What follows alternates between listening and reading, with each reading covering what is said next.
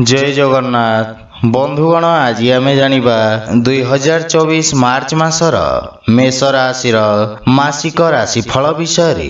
एही मासिक राशिफल ग्रहंक स्थिति और चलन को नहीं आधारित एवं ग्रहंक स्थिति और चलन आम जीवन रे बहुत प्रभाव पकई थाए, जहा फल रे आम जीवन रे केबे सुख आसी थाए तो केबे दुख आसी थाए। सेथिपई ग्रहंक स्थिति और चलन को नहीं आमे पारिवारिक जीवन, वैवाहिक जीवन, आर्थिक स्थिति, शिक्षा, व्यवसाय एवं स्वास्थ्य विषय रे संपूर्ण विश्लेषण करी कहिबो।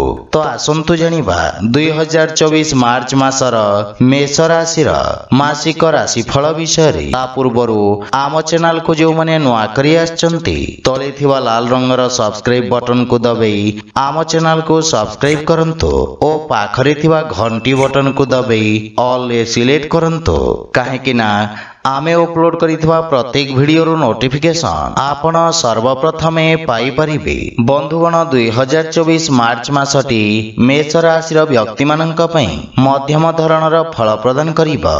मासर उत्तरार्ध अपेक्षा मासर पूर्वार्ध समय उत्तम सकारात्मक परिणाम प्रदान करिबा।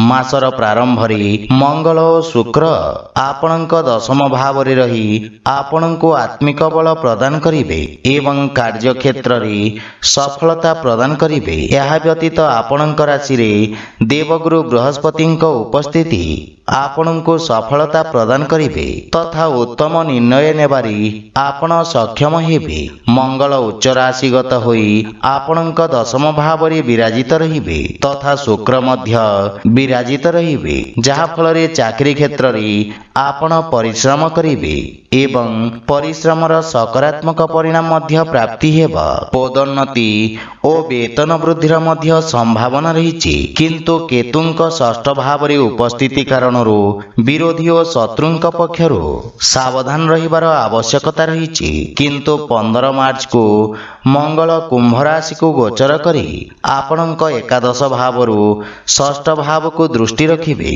जहा फल रे विरोधी और शत्रु को परास्त करिबारे आपण सफल हेबे। वाणिज्य व्यवसाय दृष्टि मासटी उत्तम अनुकूल रहिबा।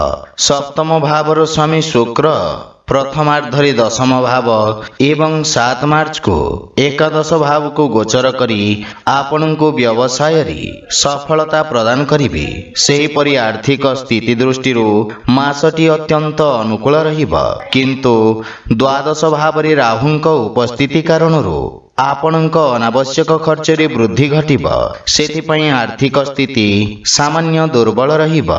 अवश्य मासर प्रारंभ रे शनि, सूर्य और बुधंक एकादश भाव रे थिबारु आपणक आमदानी रे वृद्धिर संकेत रहिछि। शेयर मार्केट आदि निवेश आपणक पई लाभदायक हेबा। सरकारी क्षेत्र रु मध्य लाभर जोग रहिछि। 14 मार्च को सूर्य और 7 मार्च रो बुधंक द्वादश भाव को गोचर कारणरू व्यय भार रे मध्य वृद्धि घटिबा। सेथिपई आय व्यय रे सामंजस्य बजाय रखी चलिबार प्रयास करंतु। प्रेम जीवन और वैवाहिक जीवन दृष्टि मासर प्रारंभ समय सामान्य दुर्बल रहिबा।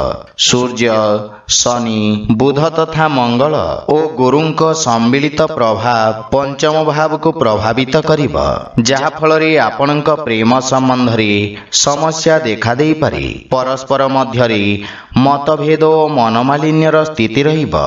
बाहर लोकंक हस्तक्षेप आपणक संपर्क को प्रभावित करिबा। विवाहित व्यक्ति माननक पई देवगुरु बृहस्पति सप्तम भाव रे दृष्टि रखिबे, जहा फल रे वैवाहिक दाम्पत्य जीवन सुखमय हेबा। जीवन साथी सहित मिसी किछि गुरुत्वपूर्ण निष्पत्ति नेबे तथा जीवन साथी पक्षरु पूर्ण समर्थन प्राप्ति हेबा। पारिवारिक जीवन दृष्टि मासटी मध्यम धरणर रहिबा। द्वितीय भावर स्वामी शुक्र मासर प्रथमार्धरे दशम भाव रे एवं 7 मार्च को एकादश भाव रे रहिबे, जहा फल रे पारिवारिक आमदानी रे वृद्धिर संभावना रहिछि। परिवार सदस्यंक मध्य रे आपस बुझाबना लागी रहिबा। चतुर्थ भाव रे मंगल ଓ ଶୁକ୍ରଙ୍କ ପ୍ରଭାବ କାରଣରୁ କିଛି ଛୋଟ ଛୋଟ ସମସ୍ୟା ଦେଖାଦେଇପାରେ।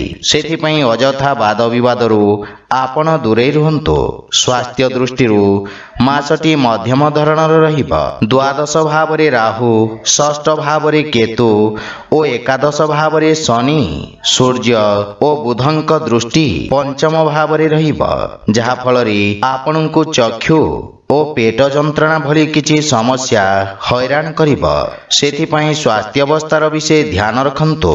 ଆପଣଙ୍କ ପାଇଁ ପ୍ରତିକାର ହେଲା ଆପଣ ପ୍ରତ୍ୟହ ହନୁମାନ ଚାଳିଶାର ପାଠ କରନ୍ତୁ, ଶୁଭଫଳ ପାଇବେ। ତ ବନ୍ଧୁଗଣ, ଏହା ଥିଲା 2024 ମାର୍ଚ୍ଚ ମାସର ମେଷ ରାଶିର ମାସିକ ରାଶିଫଳ ବିଷୟରେ। ଯଦି ଭିଡ଼ିଓଟି ଆପଣମାନଙ୍କୁ ଭଲ ଲାଗିଥାଏ, ଲାଇକ୍, ସେୟାର ଓ କମେଣ୍ଟ କରି ଜଣାନ୍ତୁ ଏବଂ ଆମ ଚ୍ୟାନେଲକୁ ସବସ୍କ୍ରାଇବ୍ କରନ୍ତୁ। ଜୟ ଜଗନ୍ନାଥ।